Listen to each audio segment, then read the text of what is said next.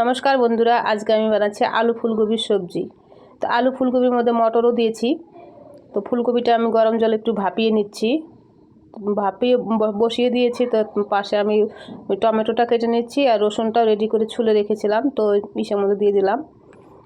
তো টমেটোটা কেটে রেডি করে রেখে দিই পাশে, যতক্ষণ সেদ্ধ হবে ততক্ষণ আমি এটা সব করে নিই রেডি।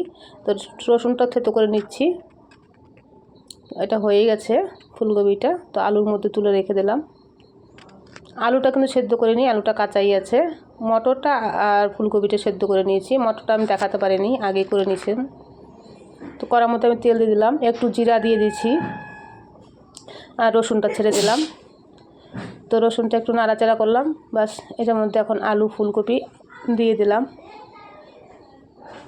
এখন মটরটা দিয়ে দিলাম আর টমেটো কাঁচা লঙ্কাটাও দিয়ে দিলাম। দিয়ে একটু নাড়াচাড়া করে এখন মশলা দিয়ে দিই, লবণ, হলুদ, লঙ্কার গুঁড়ো, জিরের গুঁড়ো। বাস একটু নাড়াচাড়া করে নিই আর ঢেকে দিলাম।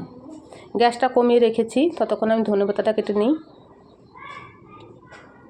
তো পাশে আমি কিছু কিছু করছিলাম, কাজও করছিলাম রান্না করার সঙ্গে সঙ্গে, গ্যাস কমিয়ে রেখেছি সেই জন্য।